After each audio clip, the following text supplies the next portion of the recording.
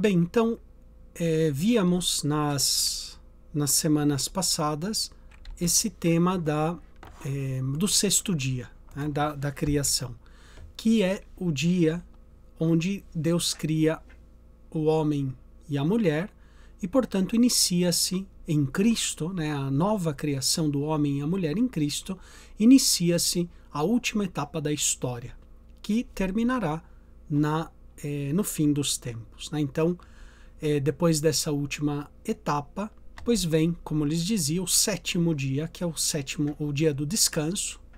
É um dia no qual Deus não cria nada novo, né? Simplesmente ele entra no descanso e também nos convida a esse descanso da eternidade, a entrar com ele nessa paz, nessa felicidade que não tem ocaso. E Agostinho ele vai falar o seguinte sobre esse sétimo dia, e estávamos lendo esse trecho, né? A tarde desta idade, ou seja, da sexta ainda, né? A qual oxalá não nos alcance, se é que já não começou, é aquela da qual diz o Senhor: julgas que quando o Filho do Homem vier, encontrarás fé sobre a terra? Então, assim como a manhã do sexto dia é o anúncio do Evangelho, a vinda de Jesus, a primeira vinda, esse sexto dia também vai ter uma tarde, um entardecer, né? Que para Agostinho, sem dúvida nenhuma, é uma crise de fé. Eles dizia isso, uma forte crise da fé, que nós também constatamos hoje, né? Como muitos, eu lhes dizia, vivem como se Deus não existisse, ou numa espécie de ateísmo prático, que embora acredita em Deus com a sua inteligência, né? Creia em Deus, mas vivem como se Deus não existisse na prática, né? Então, a verdade da presença de Deus, do senhorio de Deus, não toca, não mexe com a existência das pessoas, né? Uma forte crise de fé, né? A fé é essa virtude pela qual nós vemos as coisas espirituais, né? É a virtude pela qual nós tocamos as coisas eternas, né? A fé é uma visão, é um conhecimento que nos dá das realidades eternas, né? Contudo, não é um conhecimento face a face, é um conhecimento, nós poderíamos dizer, escuro, né? Ou seja, nas trevas da fé, né? A fé é um conhecimento certo, seguro, mas, segundo o nosso modo humano de conhecer, que nós necessitamos dos sentidos, né? Da experiência sensível, a fé nos dá digamos, um conhecimento verdadeiro e certo, mas sobre coisas que não são tangíveis, que não são sensíveis, não podemos experimentar em primeira pessoa, né? Essa experiência da fé é uma experiência de visão, né? É uma virtude teologal, é um dom de Deus, que Deus infunde no nosso coração, né? Portanto, essa crise de fé é característica do final da sexta idade, onde essa pessoa, o ser humano, o homem e mulher que se renovava em Deus, agora começa a viver uma profunda crise na sua identidade cristã, na sua fé cristã, né? E começa a entardecer esta vida, esta idade. E Agostinho, ele mesmo se interroga, será que acaso não estamos já nessa idade onde, ou nesse entardecer melhor, em que a fé, né, será entenebrecida, escurecida no coração de muitos? Também São Paulo diz que a caridade no coração de muitos se esfriará, né, no final dos tempos. Então vejam, em outras palavras, qual é a característica do entardecer dessa idade? É esse esfriamento das virtudes teologais. Pelas virtudes teologais, pela fé, esperança e caridade, nós tocamos as coisas invisíveis. Nós experimentamos, abraçamos as coisas invisíveis, né? Então, nessa última etapa, acontece uma espécie de esfriamento da fé, da esperança e da caridade. Claro que nós não conhecemos nem o princípio, nem os finais dos tempos, isso fica, né, dentro ainda do coração de Deus, ninguém sabe, né, ninguém sabe o dia nem a hora, é algo que não sabemos, mas, digamos assim, existem alguns indícios, né? Esse indício, pois, esse esfriamento da virtude, das virtudes teologais. E depois continua Agostinho dizendo: depois desta tarde, far-se-á manhã, quando o próprio Senhor virá na claridade, né? Virá na glória. Então, quando acabar o sexto dia, virá a segunda vinda de Cristo. Ele virá já não na humildade da sua primeira vinda, mas em toda a claridade, toda a glória, todo o poder da sua segunda vinda, porque ele já virá como Senhor e Rei da história. De fato, na festa de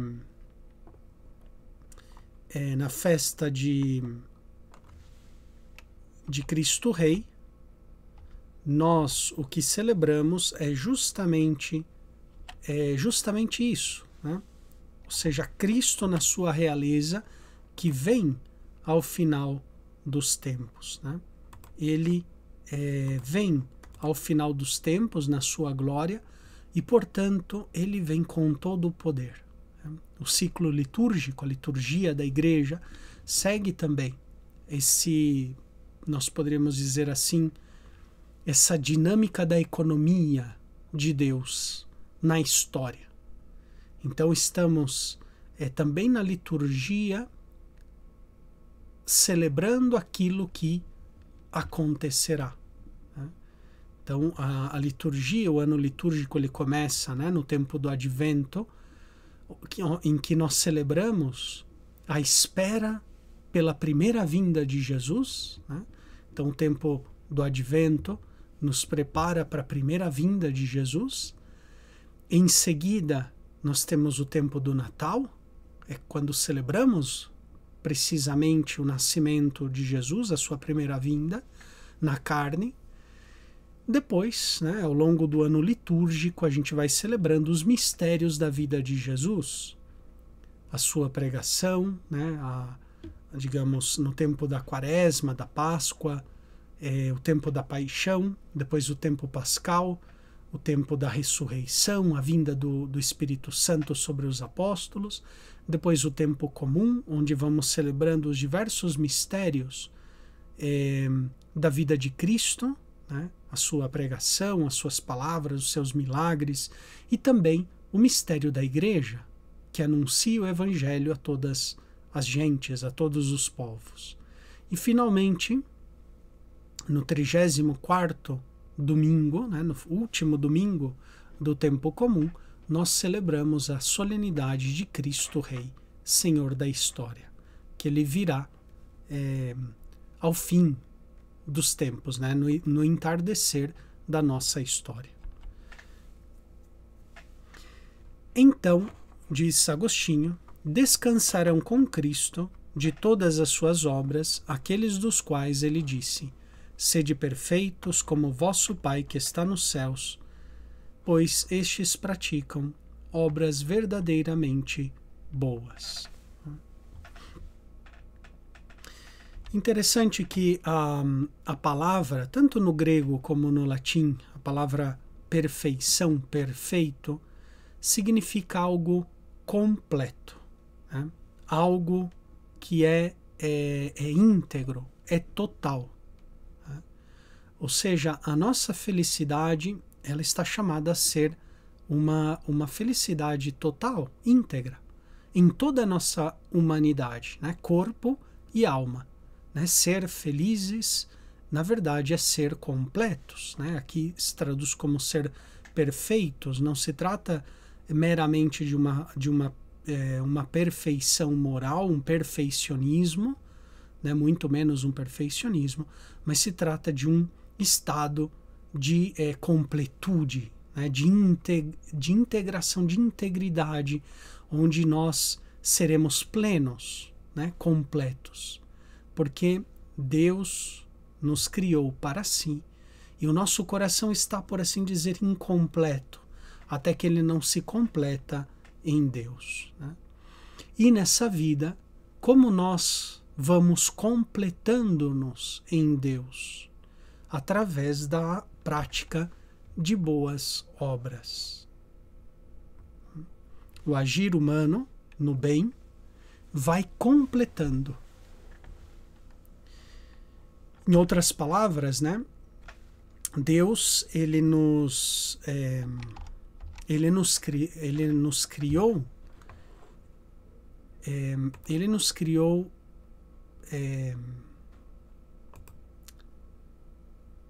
completos enquanto ao nosso ser.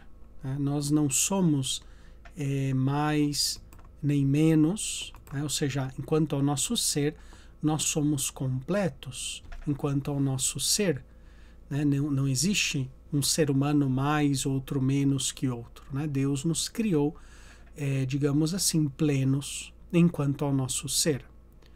Mas o ser humano ele está incompleto enquanto ao seu agir, porque nós ainda não fizemos tudo aquilo que nós podemos fazer e que nos realizam, que nos completam. Né? Esse fazer, ele é muito amplo. Né? Não é simplesmente fazer coisas, construir coisas, mas é agir também com a nossa liberdade, é agir com a nossa inteligência. Então, por exemplo, não conhecemos tudo o que nós podemos conhecer. Né? Nesse sentido, o ser humano ele sempre está se completando, ele sempre está se integrando, porque ele, enquanto ao seu agir, ele é aberto ao absoluto, ele é aberto à comunhão com Deus, ao abraço com Deus. Né? Se da parte do nosso ser nós já somos completos, né? Porque nós somos seres humanos em corpo e alma, né? Não existe um ser humano mais nem outro menos, mas no nosso agir a gente vai caminhando a essa completude. Né? Através do agir moral, fazendo obras boas, através da nossa inteligência, conhecendo o bem, conhecendo a verdade, e também através do nosso amor, né? Amando a Deus e amando o nosso próximo, a gente vai agindo e vai crescendo, caminhando rumo a essa completude. Né? E por isso aí se entende melhor esse sede perfeitos, como vosso Pai Celeste é perfeito. Porque de fato, Deus, né, ele é completo. Ele não, digamos assim, ele tem a plenitude, né, do ser e do agir. Nós vamos caminhando rumo a essa, digamos assim, integridade do nosso agir em Deus, através das boas obras, através do amor, através do conhecimento do bem, da verdade, através do serviço, a entrega aos outros, vamos nos completando e realizando-nos como seres humanos.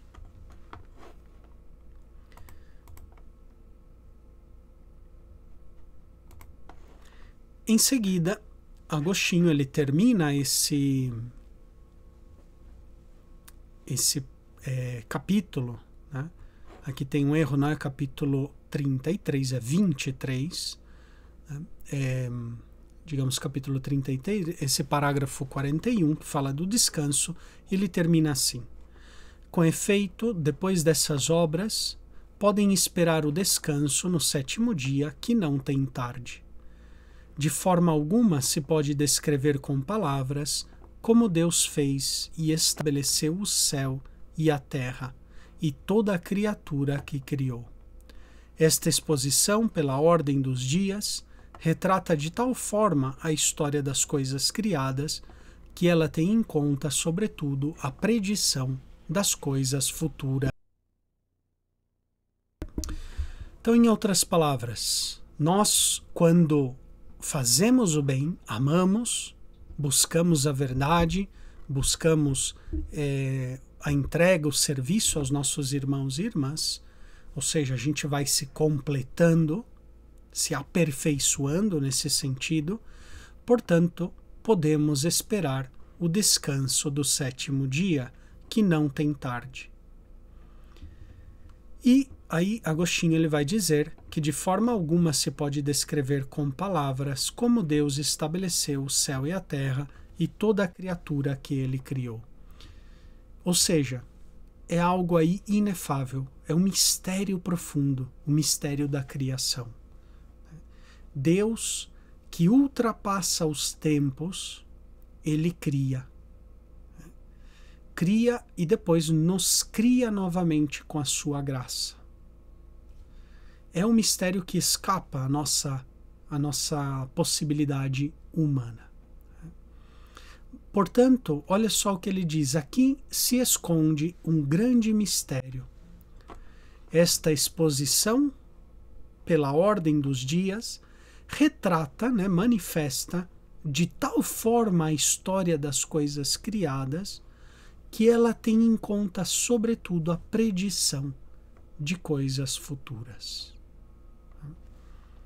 Então, o Gênesis, Agostinho nos mostra, ele tem, por assim dizer, um elemento histórico, ou seja, enquanto narração dos 7 dias da criação, mas esses dias eles trazem um mistério tão profundo que, na verdade, eles anunciam grandes mistérios, os mistérios da nossa fé, que foi o que Agostinho fez ao longo dessa catequese. Ele foi enunciando os grandes mistérios de Deus, a ação de Deus na humanidade,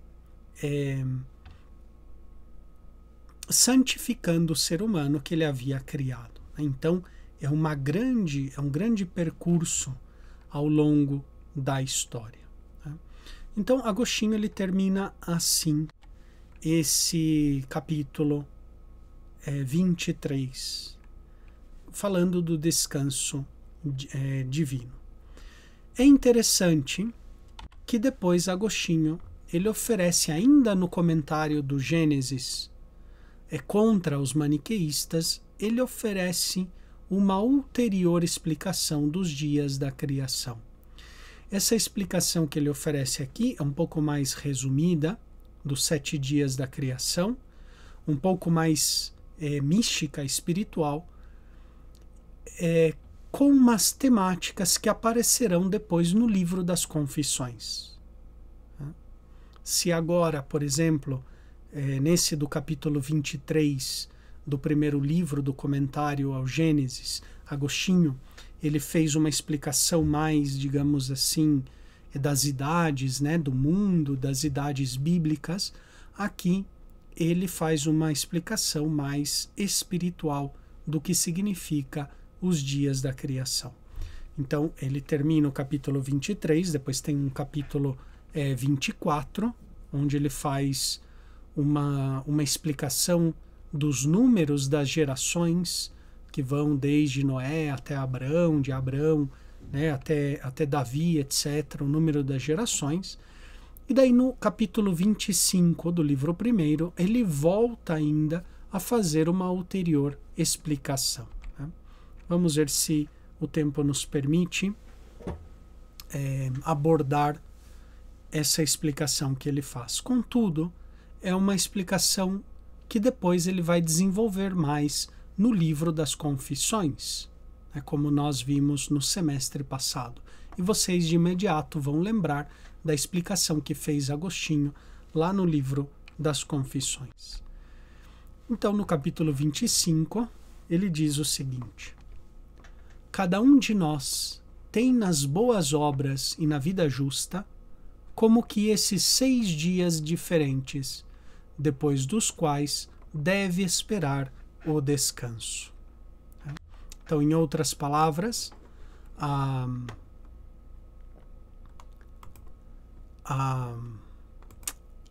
cada dia da criação vai significar uma espécie de duração, né? Ou seja, da nossa santificação, como uma etapa realmente de santificação que nós podemos experimentar, né? Então,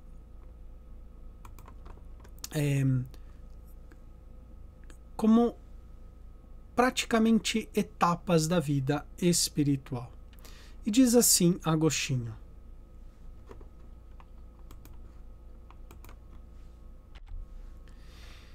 no primeiro dia tem a luz da fé, quando primeiramente acredita nas coisas visíveis, pois, devido a esta fé, o Senhor se dignou aparecer de modo visível. Okay? Interessante, algo assim ele vai também dizer depois no livro das Confissões. O início da nossa fé é a encarnação, e é uma encarnação visível. O Verbo invisível se fez visível em Belém, naquela manjedoura. Ele se fez visível. No prefácio que nós rezamos na missa de Natal, no tempo de Natal, é um prefácio muito bonito que diz que Deus se faz visível para arrebatar-nos ao amor das coisas invisíveis, né? Então o Verbo, que era invisível, se faz visível para que nós aprendamos a amar as coisas invisíveis, né? Ou seja, naquele menino humilde, inocente, né, ali desprotegido em Belém, nós vemos toda a força, a grandeza, a divindade do Verbo. Né? Então, quem, né, não se sente arrebatado ao amor do invisível, vendo o Verbo humilde, simples, uma criancinha, né, indefesa, naquela manjedoura em Belém. Né? Então, o Verbo se faz visível para nos arrebatar ao amor do invisível. Né?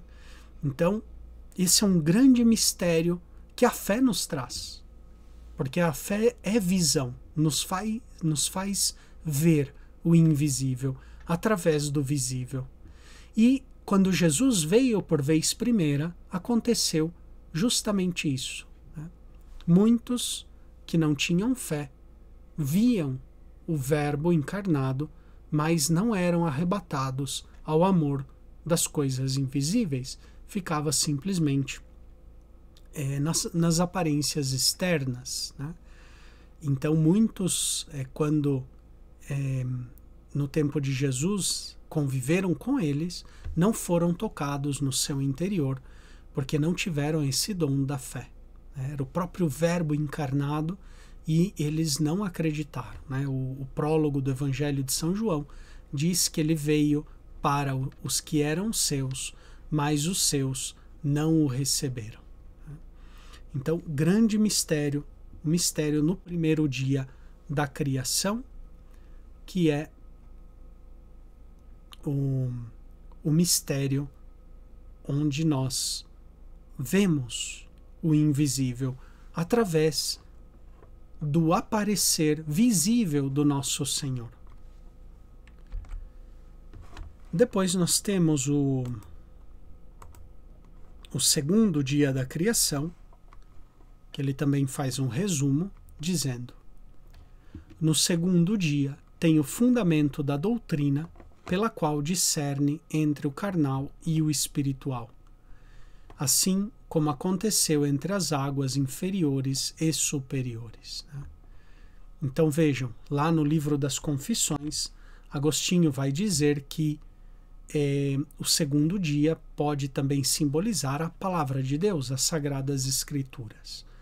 Aqui ele não menciona diretamente as Escrituras, mas menciona, digamos assim, o fruto, né, o conteúdo das Sagradas Escrituras, que é a doutrina, essa doutrina de salvação, a mensagem de salvação. Então, graças à mensagem de salvação, nós somos capazes de discernir entre o carnal e o espiritual, né? Então, quando nós somos ensinados pela doutrina das Escrituras, nós conseguimos discernir o que é bom, o que é justo, né? O que é agradável aos olhos de Deus. Depois, no terceiro dia, no qual dirige sua mente para produzir os frutos de boas obras, afasta-se do pecado e das ondas das tentações carnais, assim como a terra seca se separa das agitações do mar, para assim poder dizer: pela razão sirvo a lei de Deus e pela carne a lei do pecado. Então, o terceiro dia, no qual se forma a terra seca, também é símbolo dessa terra que dá frutos de boas obras, né? E se separa do mar e das ondas do pecado. Nós vamos ver esse tema aqui muito mais desenvolvido no livro das Confissões.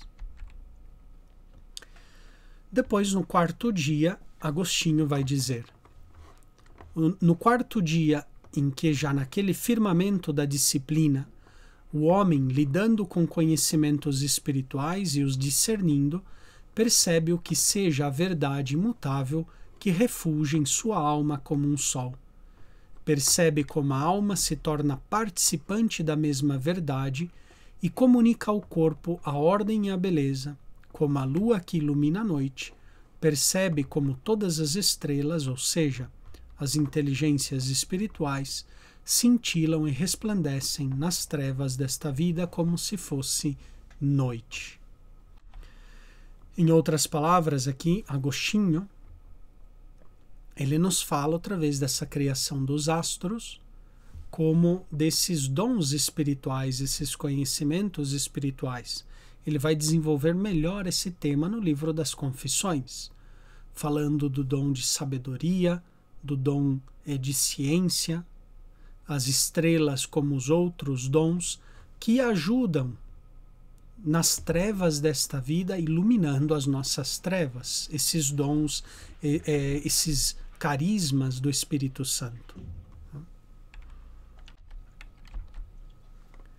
Depois vem o quinto dia, fortificado pelo conhecimento destas coisas. No quinto dia começa a agir nas agitações do mundo, deveras turbulento, como que nas águas do mar, em favor da sociedade fraterna, da sociedade. E pelas ações corporais que dizem respeito ao mesmo mar, ou seja, a esta vida, começa a produzir os répteis de almas vivas, ou seja, as obras que aproveitam as almas vivas. E também grandes cetáceos, ou seja, ações deveras poderosas, com as quais se arrebentam e se rebaixam as ondas deste mundo. E as aves do céu, ou seja, as vozes dos que anunciam coisas espirituais. Outra vez mais, vamos nos lembrar do livro das Confissões. Esse tema vai ser desenvolvido melhor lá, né? Então, lembrando, aqui estamos por volta do ano 388, 389, ou seja, ainda Agostinho é um leigo, mas quando ele for bispo, no livro das Confissões, ele vai falar do quinto dia como esses animais, né, que vivem nas águas, como símbolo das grandes ações que se realizam no meio do mundo, os milagres, até mesmo as ações sacramentais, né, e as aves do céu como os pregadores que anunciam a mensagem, né, aos quatro cantos do mundo.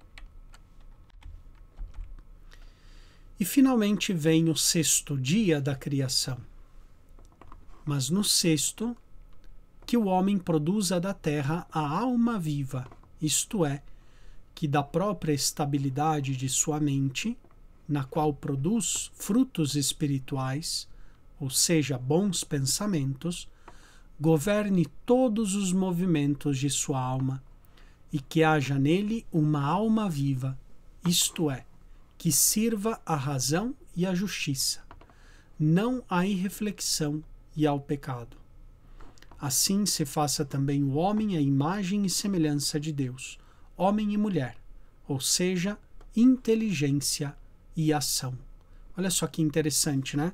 É uma leitura, por assim dizer, uma interpretação espiritual da criação do homem e da mulher, né? Como o que há no ser humano, a inteligência e a ação, né, em todo ser humano. Então, a criação do homem e da mulher pode significar isso, né? As duas coisas que são importantes na nossa vida, o pensar e o agir, com cuja união, né, a união de pensar, de inteligência e ação, encham a terra de frutos espirituais, ou seja, submeta a si a carne e as demais coisas que foram ditas acima sobre a perfeição do homem.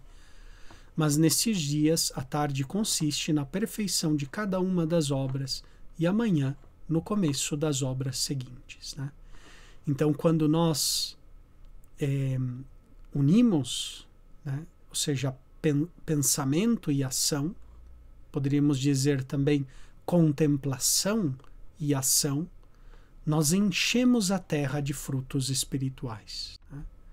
A vida espiritual, ela é essa harmonia, nem sempre fácil, muitas vezes difícil, de contemplação e ação.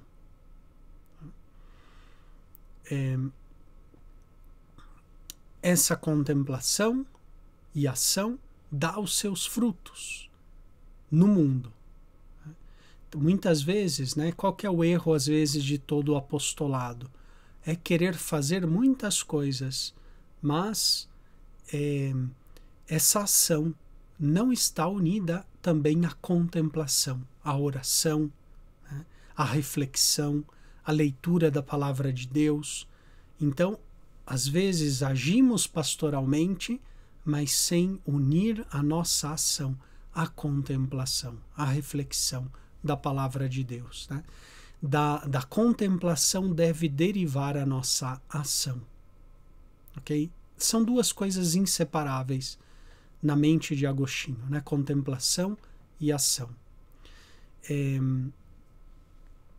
Que nem sempre é fácil, como eu digo, né? Um equilíbrio, e também depende muito, né, da nossa própria personalidade.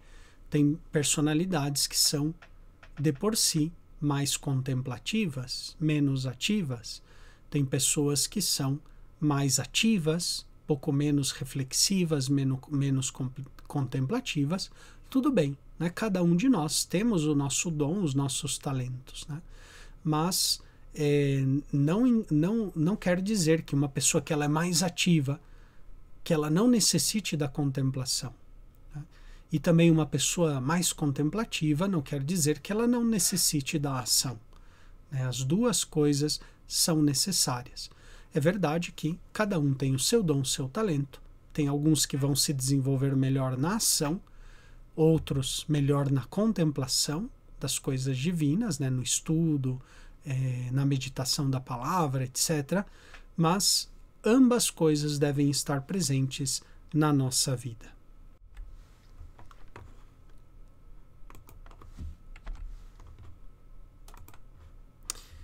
E conclui então assim os 6 dias da criação em Santo Agostinho de Hipona. Então ele faz depois nesse capítulo breve, ele faz um resumo de do todo o conteúdo espiritual que tem esses dias da criação. Então, espero que tenha sido útil essas explicações sobre o dia da criação e que também tenha suscitado em nós pois o desejo cada vez mais, né, de conhecer o pensamento de Santo Agostinho e conhecer a palavra de Deus, né? Ou melhor, inclusive, eu diria, conhecer a palavra de Deus guiados, né, pelo ensinamento, pela vida e pela santidade de Santo Agostinho de Hipona.